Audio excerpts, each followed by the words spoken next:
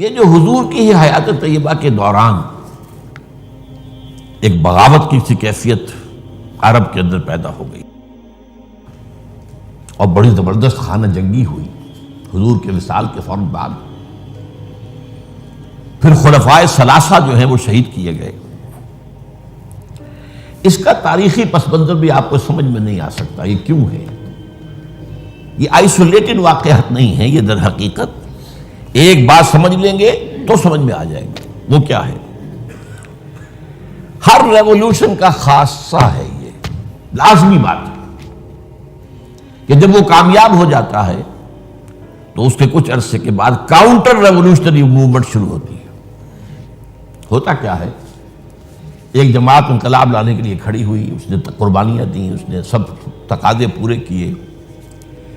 جو مخالفین تھے وہ مخالفت کرتے رہے، مقابلہ کرتے رہے، ریزسٹ کرتے رہے. ایک جگہ پر آ کر محسوس کیا کہ اب ہم ریزسٹ نہیں کر سکتے. It's no use continuing resistance, لہذا سر جھکا لو بھائی. میں کہا کرتا ہوں اس کو پنجابی میں جو کہتے ہیں نیوی پاؤ، اس وقت تو جو ہے سر جھکا لو، لیکن ذرا وقت ملے گا پھر ہم ذرا موقع محل دیکھ کر وار کریں گے. یہ ہر ریولوشن کا خاصہ ہے، ہر ریولوشن کا، کہ آخری سٹیج پر آ کر مخالفین جو انقلاب کے ہوتے ہیں وہ دب جاتے ہیں، چھپ جاتے ہیں، کور لے لیتے ہیں، اور پھر موقع دیکھتے ہیں اور موقع پر پھر وہ بغاوت کرتے ہیں، اس ریولوشن کو ختم کرنے کی کوشش کرتے ہیں. یہ چیز جو ہے اگر آپ کو سمجھ میں آ جائے تو در حقیقت وہ واقعات جو ہیں جن کی طرف میں نے اشارہ کیا کہ حضور کی زندگی ہی کے اندر وہ آثار شروع ہو گئے تھے. چنانچہ مدعیان نبوت کھڑے ہو گئے. آپ کو معلوم ہے طلیحہ اسدی، مسیلمہ کذاب یمامہ کا، اسود عنسی، سجا ایک عورت، اپنے اپنے علاقوں میں انبیاء نبی ہیں. انہوں نے سوچا یہ محمد کو اتنی بڑی کامیابی نبوت سے حاصل ہو گئی صلی اللہ علیہ وسلم، دعویٰ نبوت ہی تھا نا. آؤ نا ہم بھی سیر کریں کوہ طور کی، چلو دعویٰ کرو. اور ان کے گرد خاصی بڑی بڑی طاقتیں جمع ہو گئی تھی، کافی بڑی بڑی طاقتیں جمع ہو گئی تھی.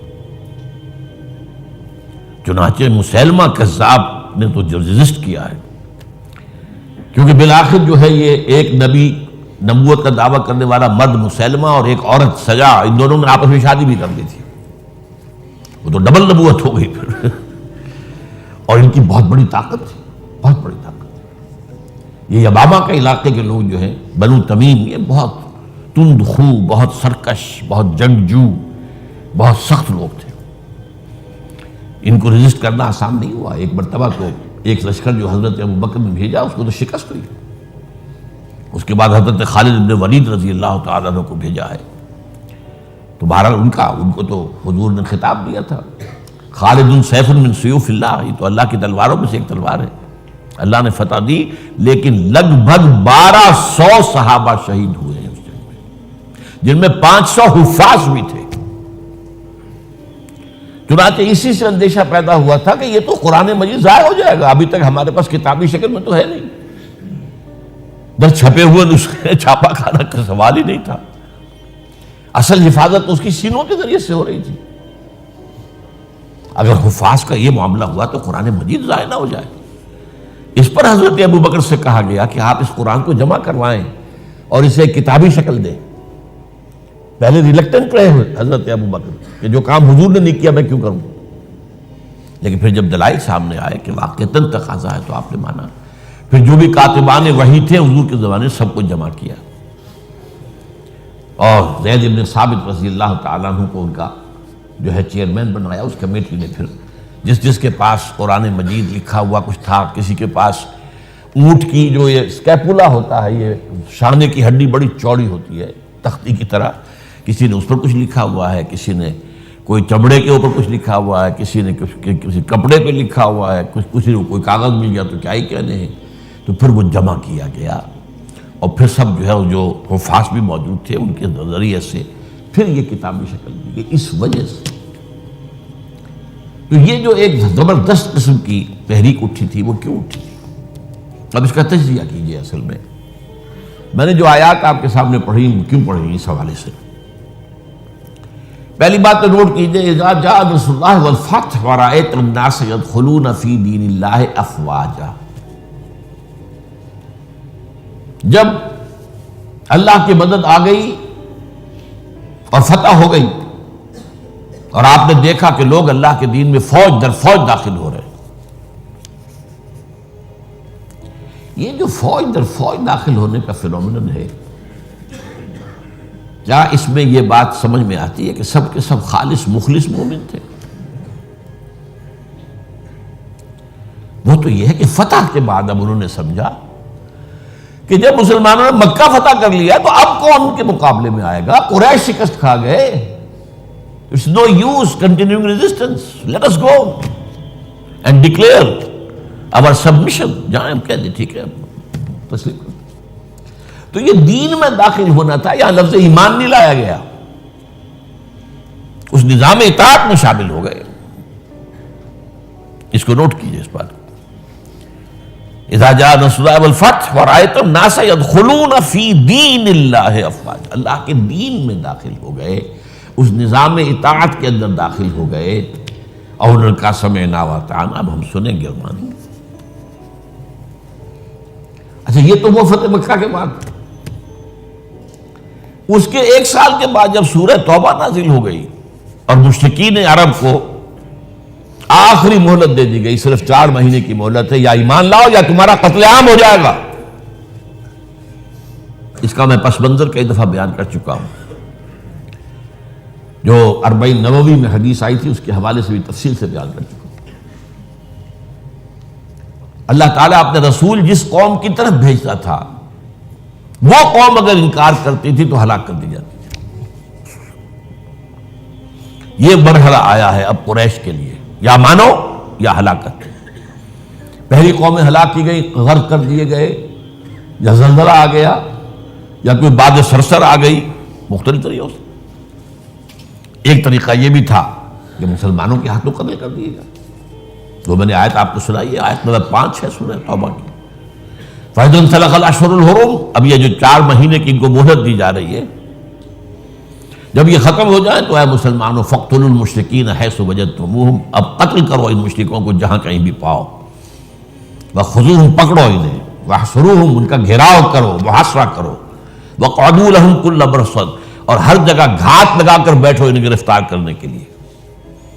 فَإِن تَابُوا وَأَقَامُوا الصَّلَاةَ وَآتَوُا الزَّكَاةَ فَخَلُّوا سَبِيلَهُمْ، پھر وہ اگر توبہ کر لے، اپنے شرک سے باز آ جائیں اور پھر وہ نماز قائم کریں اور زکوٰۃ ادا کریں تو ان کا راستہ چھوڑ دو۔ ان اللہ غفور رحیم، اللہ غفور رحیم۔ اب اس کا تجزیہ کیجئے، جو لوگ اس تھریٹ کے تحت ایمان لائے ہیں ان میں تو ظاہر بات ہے غالب اکثریت ان کو ہوگی کہ جو دل سے ایمان نہیں لائے، تو جان بچانے کے لیے ایمان لائے۔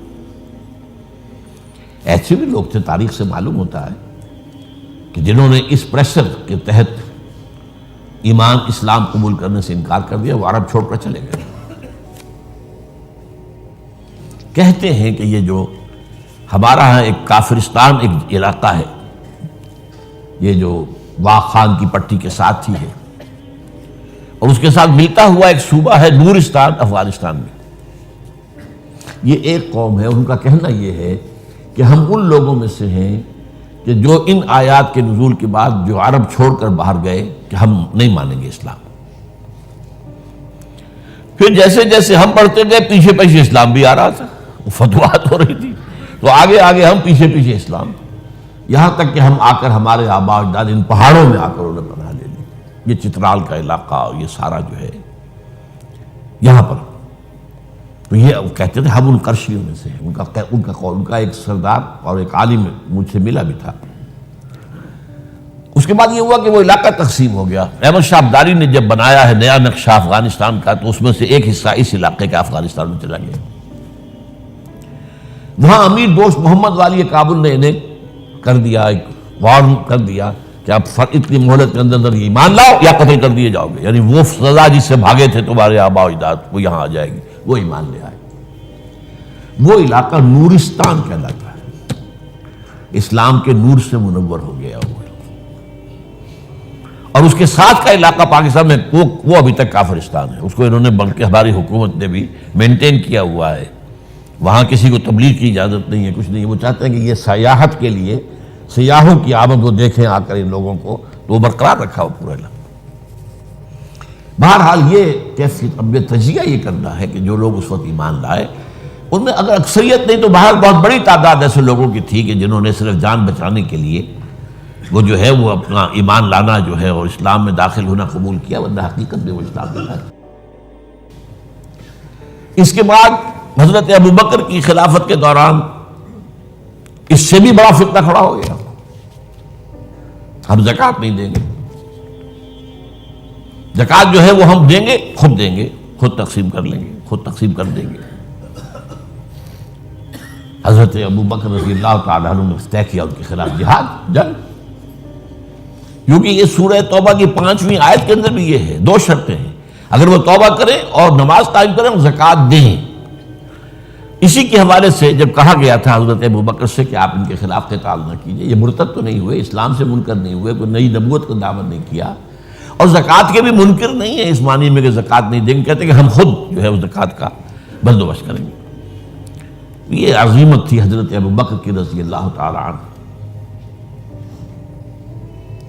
آپ نے کہا کہ اگر یہ حضور کے زمانے میں اونٹ دیتے تھے زکوٰۃ میں اور ساتھ ہی اس کو باندھنے والی رسی بھی دیتے تھے، اب اگر یہ کہیں گے کہ اونٹ لے جاؤ رسی نہیں دیتے تو بھی میں جنگ کروں گا.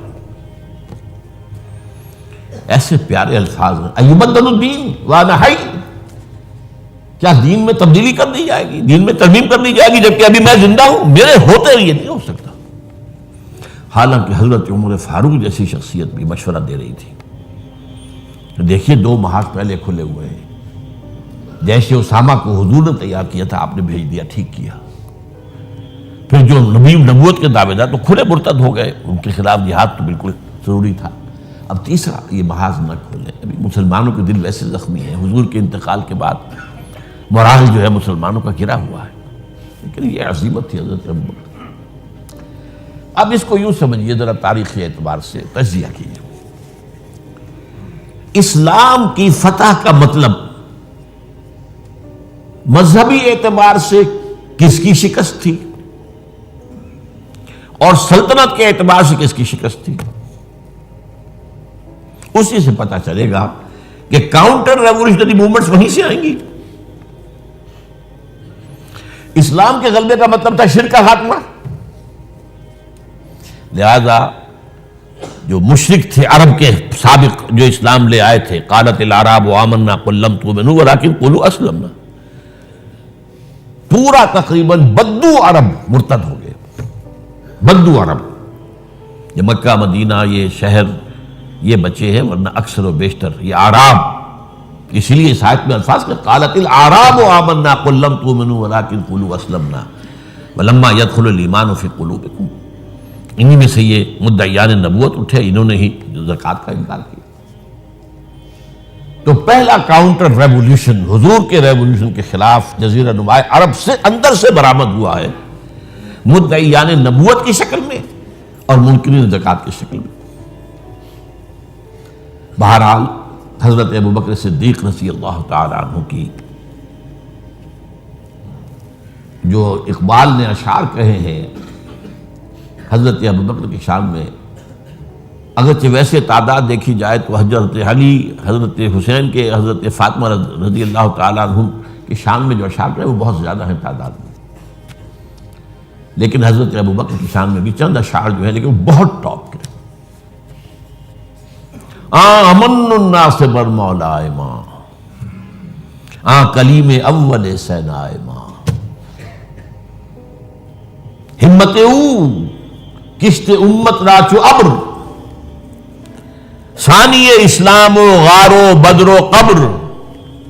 یہ 2 اشعار بڑی بڑی یوں سمجھ لیجیے کہ غزلوں پر اور مسئلے ابھارے. امن الناس، حضور نے فرمایا تھا مجھ پر جس نے کوئی احسان کیا ہے میں نے بدلہ چکا دیا ہے سوائے ابو بکر کے. اس کے احسانات کا بدلہ صرف اللہ دے گا. ہاں امن الناس بالموت، میرے مولا محمد صلی اللہ علیہ وسلم پر سب سے زیادہ احسان کرنے والا کون؟ ابو بکر. اور کلیم اول سینا ماں، جیسے صحرائے سینا پر، کوہ سینا پر حضرت کلیم اللہ سے ہم کلام ہوئے، تو نبوت محمدی کے پہاڑ پر سب سے پہلے ابو بکر آئے. کلیم اول سینا ماں. ہمت، یہ لفظ تھا جو میں چاہتا تھا لانا. ہمت، ان کے اندر جو ہمت تھی، جو ول پاور تھی، ہمت کشت ملت را جو ابر، وہ تو بالکل ایسے ہے کہ جیسے کسی کھیتی کے اوپر ابر کا پانی برسے تو کھیتی لہلا اٹھتی ہے. یہ کام کیا ہے ہمت ابو بکر نے رضی اللہ تعالی، عظیمت. اور پھر جو بات کہی ہے ثانی اسلام و غار و بدر و قبر، پورے دیوان اسے ایک مصرے کے اوپر جو ہے نثار کر دیے جائیں. اسلام میں بھی نمبر 2 حضور کے بعد پہلے کون؟ ابو بکر. غار میں نمبر 2، غار ثور میں حضور کے ساتھ کون؟ ابو بکر. بدر میں نمبر 2، جب وہ بنا دی گئی تھی جھونپڑی اور وہاں حضور سجدے کر رہے تھے دعائیں، کون کھڑا تھا پہرے پر تلوار لے کر؟ ابو بکر. قبر میں نمبر 2، حضور جہاں دفن ہوئے وہیں نمبر 2 پر دفن ہوئے حضرت ابو بکر. بہرحال یہ جو پہلا کاؤنٹر ریولیوشنری موومنٹ تھی جو عرب سے اٹھی ہے، حضرت ابو بکر کی ہمت و عظیمت نے اس کو کچل کر اور گویا کہ کنسولیڈیٹ کر دیا اثر نو ریولیوشن آف محمد صلی اللہ علیہ وسلم. وہ انقلاب پھر محکم ہو گیا، مستحکم ہو گیا. اور اب حضرت عمر کے حوالے ہو گئی بات. اچھا، مذاہب میں کس مذہب نے سب سے زیادہ زک اٹھائی اسلام سے؟ پہلے شرک، دوسرا یہودیت. عیسائیت سے تو مقابلہ ہوا ہی نہیں، کوئی جنگ نہیں ہوئی رہی عیسائیوں سے. غزوہ موتا ہوا لیکن وہ بھی آخری دنوں میں. اور میں کئی دفعہ بیان کر چکا ہوں کہ عیسائیوں کا طرز عمل مسلمانوں کے ساتھ بہت بہتر تھا. نجاشی نے پناہ دی تھی، ہرقل جو ہے تیار تھا اسلام لانے کے لیے. ہرقلیس چاہتا کیا تھا؟ جیسے سن 300 عیسوی میں قسطنطین جو ایمپرر تھا روم کا، وہ عیسائی ہو گیا اور پوری مملکت عیسائی ہو گئی، تو نظام انٹیکٹ رہا، ایمپرر جھوکا تو قائم رہا. اگر صرف ایمپرر قبول کرتا پوری قوم نہ کرتی تو معاملہ فساد ہو جاتا. وہ یہ چاہتا تھا کہ اب میری پوری قوم میرے ساتھ جو اسلام لے آئے. وہ ایک لمبی بات ہے، اس وقت میں تفصیل میں نہیں جا سکتا. بہت پیاری حدیث ہے، بڑی طویل، تو اس کا مکالمہ ہے جو کہ اس نے ابو سفیان سے اس وقت تک ایمان وہ نہیں لائے تھے. جب حضور کا خط پہنچا ہرقل کے پاس تو اس نے کہا کہیں کوئی عرب کے کوئی لوگ آئے ہوئے ہیں آس پاس، کوئی تاجر آیا کرتے تھے وہاں. معلوم وہاں ایک قبیلہ آیا ہوا تو ان میں وہ ابو سفیان قبیلہ لے کر گئے ہوئے تھے، ان کو بلایا گیا. بہرحال وہ ایک لمبی بات ہے، حدیث ہے موجود بخاری کے. یہودیت کی کمر ٹوٹی. 3 ان کے قبیلے تھے بڑے زوردار، وہ مدینے سے نکالے گئے. ایک قبیلے کے تو تمام جوان مردوں کو قتل کیا گیا. پھر ان کے مضبوط قلعے تھے خیبر کے علاقے کے اندر، فدق اور یہ ان سب میں سے نکالا گیا. تو جو ایگریوڈ پارٹیز تھیں تو ایک اعتبار سے شرک، مشرکین، ان کی طرف سے تو آ گیا رد عمل، کاؤنٹر ریولوشن، یہ حضرت ابو بکر کے دور ہی میں. لیکن میں یہودیوں کا ذکر اب بعد میں کروں گا. سلطنت کے اعتبار سے جس سلطنت کے چیتھڑے اڑ گئے وہ سلطنت ایران تھی. حضرت عمر کے ہاتھوں تو ختم ہو گیا، نسیہ منسیہ. سلطنت روما، اس کی صرف ایک ٹانگ ٹوٹی تھی 3 میں سے. وہ 3 بر اعظموں پر پھیلی ہوئی سلطنت تھی Roman empire. Eastern Europe, northern Africa, western Asia. Western Asia میں شام اور ترکی کا علاقہ. شام لیا گیا اس سے، باقی تو اس کے پاس رہا. مشرقی یورپ بھی رہا، شمالی افریقہ بھی رہا، وہ رفتہ رفتہ بعد میں جو ہے گیا، لیکن یہ کہ اصل میں جو ہے پہلے مرحلے میں اس کی ایک ٹانگ ٹوٹی، ایک ایران کا خاتمہ ہو گیا۔ اور ایرانی بے انتہا نسل پرست، ان میں اپنی ریشیل سپیریورٹی کا بہت احساس ہے، نسلی برتری کا، اپنی تاریخ پر بہت ناز ہے، شہنشاہیت کی تاریخ جو کہ خسرو سے شروع ہوتی ہے، سائرس سے، پھر ڈیریس جیسا عظیم فاتح، بڑی عظیم تاریخ ہے ایران کی، اس کو یوں نہ سمجھیں، یہ معمولی شے نہیں ہے ایران، بہت عظیم تاریخ، اور کئی سو برس تک تو سارا معاملہ جو ہے، جسے آپ وہ سی100 کہتے ہیں، تو یہ دو سپر پاورز نہیں ہیں، ایران اور روم، ایران اور روم، ایران اور روم، کبھی ایران غالب آ گیا روم بیٹھ گیا، کبھی روم غالب آ گیا ایران بیٹھ گیا۔ قرآن مجید میں ایک پوری سورت جو ہے سورہ روم کے نام سے ہے کہ نہیں؟ الف لام میم غلبت الروم فی ادنی الارض وهم من بعد غلبهم سیغلبون فی بضع سنین۔ بہرحال ایران کا جو پرخچے اڑے ہیں، بادشاہت ختم ہوئی ہے، اس کا وار آیا ہے حضرت عمر پر۔ یہ چونکہ ہوا حضرت عمر کے ہاتھوں، لہذا ایرانیوں کے نزدیک مبغوض ترین شخص حضرت عمر ہے، اور حضرت عمر سے نفرت ان کی جبلت کے اندر ہے، ان کے جینز میں ہے۔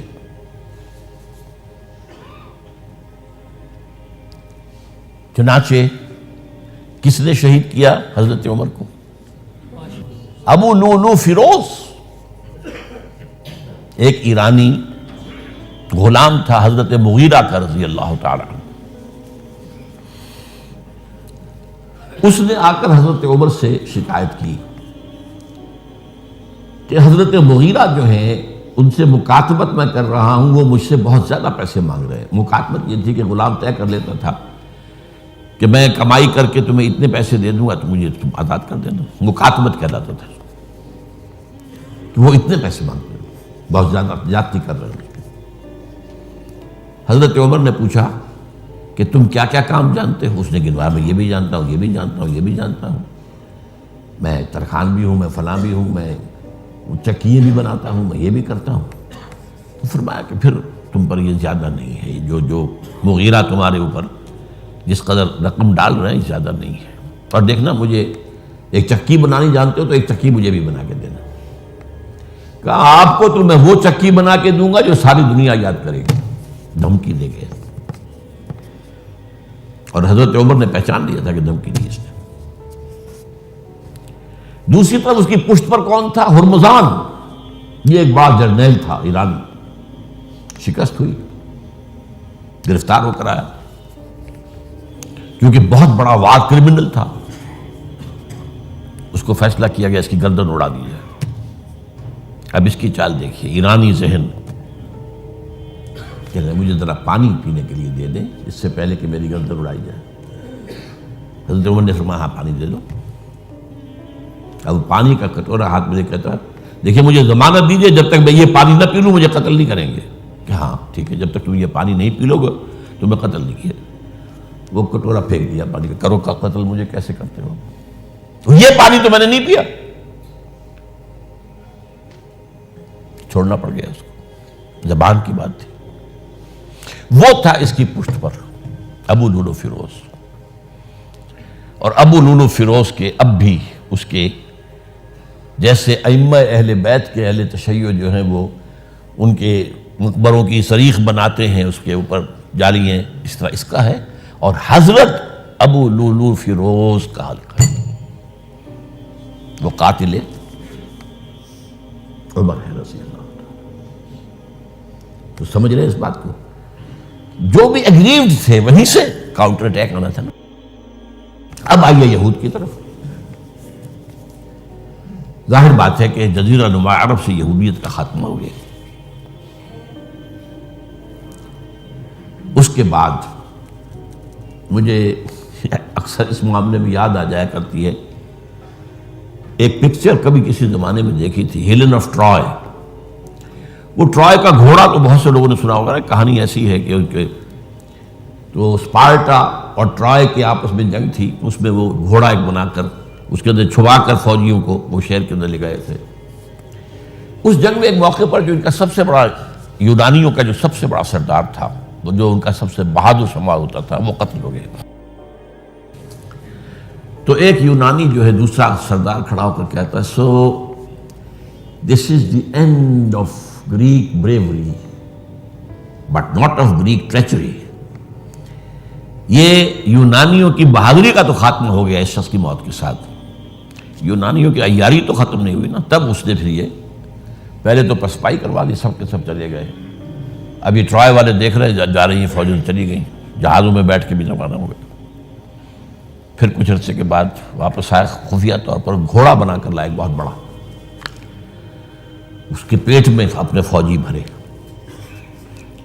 اب وہ جو ہے لوگوں نے دیکھا بعد میں ٹرائے کا گھوڑا ہے، اس کو لوگ اندر لے گئے، وہ خوشیاں منا رہے ہیں فتح کی۔ رات کو جب وہ شراب کے نشے میں دھت ہو چکے ہوئے تھے، وہ اس میں سے نکلے، پیٹ میں سے انہوں نے قتل کیا ہے۔ تو وہ ٹریچری ہے۔ تو یہودیوں کی بریوری تو ختم ہو گئی جبکہ خیبر فتح ہو گیا اور وہاں کے بڑے بڑے قلعے حضرت علی رضی اللہ تعالیٰ عنہ کے دست مبارک سے، اور ان کا بہت بڑا مرحب، بہت بڑا سردار، بہت بڑا طاقتور، وہ قتل ہوا حضرت علی کے ہاتھ رضی اللہ تعالیٰ عنہ۔ But not the Jewish treachery. وہ ٹریچری اب شروع ہوتی ہے حضرت عثمان کے زمانے میں۔ عبداللہ ابن سبا ایک یہودی ہے یمن کا، وہ اسلام کا لبادہ اوڑھ کر اسلام میں آ گیا مدینے میں۔ یہاں اس نے اس معاشرے کا خوب تجزیہ کیا، یہاں کیا کیا چیزیں ہیں، کون کون سی فورسز ایٹ پلے ہیں، میں کس دکھتی رگ کو چھیڑ سکتا ہوں۔ انہوں نے محسوس کیا کہ بنو ہاشم اور بنو امیہ کی بڑی پرانی جو ہے چپقلش اور مسابقت، ایک طرح کا مقابلہ قریش کے ان دو بڑے گھرانوں کے اندر، یہ ان کی ہڈیوں کے اندر ہے۔ اس کو اٹھایا۔ اب عجیب بات اصل میں یہ ہے کہ خلیفہ اول نہ بنو امیہ میں سے تھے نہ بنو ہاشم میں سے، بنو ہاشم اور بنو امیہ کا معاملہ تھا۔ قریش تو سب ہے، جیسے وٹو بہت بڑا قبیلہ ہے، ان میں مانے کے، لالے کے، شامد کے، یہ پھر ایک ایک شخص کے نام سے ہوتے، لالے کے کوئی لالا ان میں سے ہوگا، اس کے لالے والے ہو گئے، شامد کوئی شاہ محمد ہوگا، اس کے اولاد جو ہے وہ شامد کے ہو گئے۔ تو یہ مانے کے لالے کے، یہ سب کیا وٹو ہیں۔ تو قریش جو ہے ایک بڑا قبیلہ تھا، اس میں گھرانے یہ تھے، بنو امیہ، بنو ہاشم۔ حضرت ابو بکر نہ بنو ہاشم میں سے تھے نہ بنو امیہ میں سے تھے، بنو تیم میں سے تھے، چھوٹا سا قبیلہ تھا۔ حضرت عمر بھی نہ بنو ہاشم میں سے تھے نہ بنو امیہ میں سے تھے، بنو عدی میں سے تھے۔ اب یہ حضرت عثمان تھے کہ جو بنو امیہ میں سے تھے۔ یہاں سے اس نے اٹھائی بات اور ایسی ایسی باتیں شروع کی جو عوام جو ہیں، جو پورا رسوخ فی العلم حاصل نہیں ہوتا، وہ اس کے اندر بہہ جاتے ہیں۔ دیکھو یہ کیسے ہو سکتا ہے کہ ہمارے نبی جو ہیں وہ تو زمین میں دفن ہیں اور عیسیٰ جو ہے آسمان پر بیٹھے ہیں، اور عیسیٰ تو دوبارہ آئیں گے اور ہمارے نبی نہیں آئیں گے وہ بھی آئیں گے۔ اور ہر نبی کا ایک وصی ہوتا ہے، محمد کا وصی علی ہے، اسے ہونا چاہیے خلیفہ، وہ بنو ہاشم میں سے ہے۔ باقی جو بھی خلیفہ بنا ہے غاصب ہے، ابو بکر غاصب، عمر غاصب، اور اب جو ہے سب سے بڑا غاصب نہیں غصاب کہہ لیں اس کو، وہ تو بنو امیہ میں سے عثمان۔ ہاؤ کم، کیسے خلافت اس کی؟ اور اس نے اس تک بات بڑھائی ہے کہ حضرت علی تو خدا ہیں، اوتار ہیں خدا کا۔ یہ ساری چیز آج بھی یا علی مدد کا نعرہ جو لگ رہا ہے، یہ وہی سبائیت کے اثرات ہیں۔ یا اللہ مدد کا نعرہ نہیں لگاتے، یا محمد مدد کا نعرہ کوئی نہیں لگاتا، یا علی مدد۔ تو یہ ساری چیزیں جو ہے سمجھنے کی۔ حضرت علی رضی اللہ تعالیٰ عنہ کے بارے میں غالب بھی کہتا ہے، مشغول حق ہوں بندگی بوتراب میں۔ بوتراب حضرت علی ان کی بندگی کرتے ہوئے میں اصل میں اللہ کی بندگی، میں ان کی بندگی کرتا ہوں گویا کہ اللہ کی کرتا ہوں۔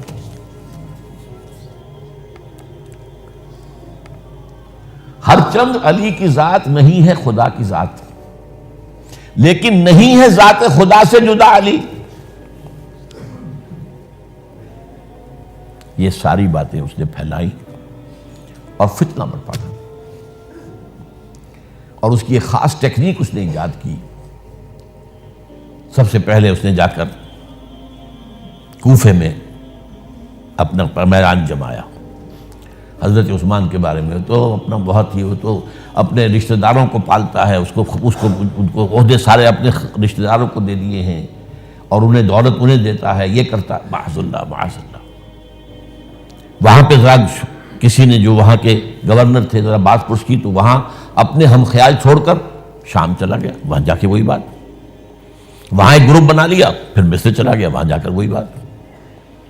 اب ظاہر بات ہے اس زمانے میں نہ کوئی ٹیلی کمیونیکیشن، نہ کوئی ٹیلی فون، نہ کوئی تار، کوئی اطلاعات کا وہاں پہنچنا وغیرہ۔ اس میں یہ ہے کہ وہ فتنہ تو جنگل کی آگ کی طرح بڑھ گیا، اس کا معالجہ کرنے والا جو ہے، اس میں حضرت معاویہ نے کہا بھی رضی اللہ تعالیٰ عنہ، آپ ہمیں اجازت دیں، ہم آ کر کچل دیں ان کو۔ گورنر تھے شام کے، انہوں نے کہا میں فوجیں لے کر آتا ہوں، ان کو کچل دیتا ہوں۔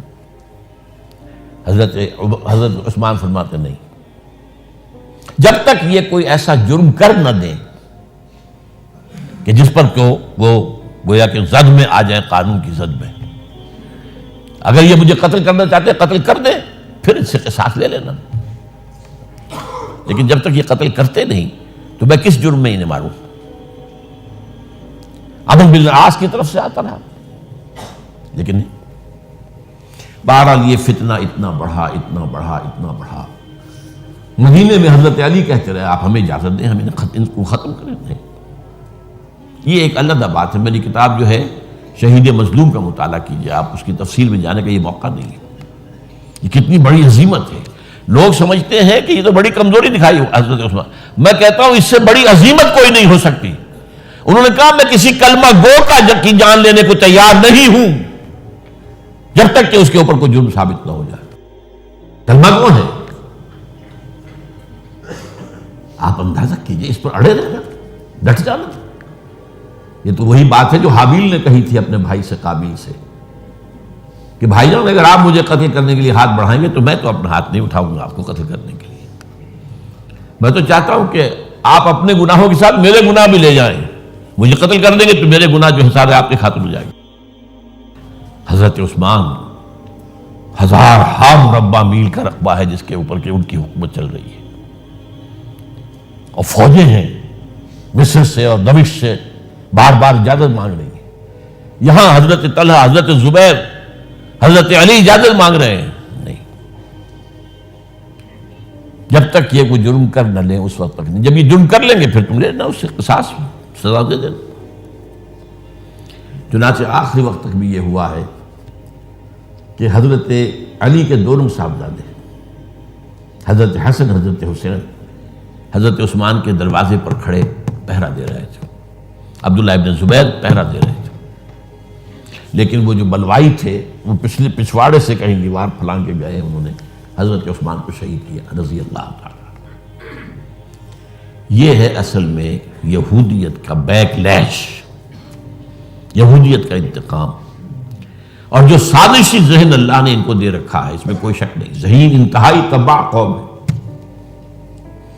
لیکن ان کا جسے ہم کہتے ہیں ایول جینیس، تو ان کی ذہانت کا جو ہے میدان سازش، اور اس میں اتنے ماہر ہیں کہ وہ زخم لگایا ہے اسلام کو، جسد ملی کو، ابھی تک اس سے خون نکل رہا ہے۔ یہ سنیت اور شیعت کی تقسیم کہاں سے شروع ہوئی؟ وہی سبائیت، وہیں سے تو ہے نا۔ حالانکہ جب حضرت علی کی بیعت ہو گئی ہے تو حضرت علی نے پھر عبداللہ ابن سوار سے کہا توبہ کرو، تم کہتے ہو کہ میں خدا ہوں، توبہ کرو ورنہ میں تمہیں زندہ جلا دوں گا۔ نہیں، تم ہماری جتنی چاہے آگ مالو، ہم کہتے تم اللہ ہو۔ اسے 40 آدمیوں سمیت حضرت علی نے زندہ جلوایا، اور یہ بات اہل تشیع کی کتابوں میں لکھی ہوئی ہے۔ بدقسمتی سے آج کل اگر کوئی بات کی جاتی ہے عبداللہ ابن سبا کے خلاف تو وہ سمجھتے ہیں کہ یہ شیعت کے خلاف بات ہو رہی ہے. حضرت علی نے تو خود ان کی اپنی کتابوں کے مطابق عبداللہ ابن سبا اور اس کے 40 ساتھیوں کو زندہ جلایا ہے. تو خدا ہے تو ہمیں آزما رہا ہے.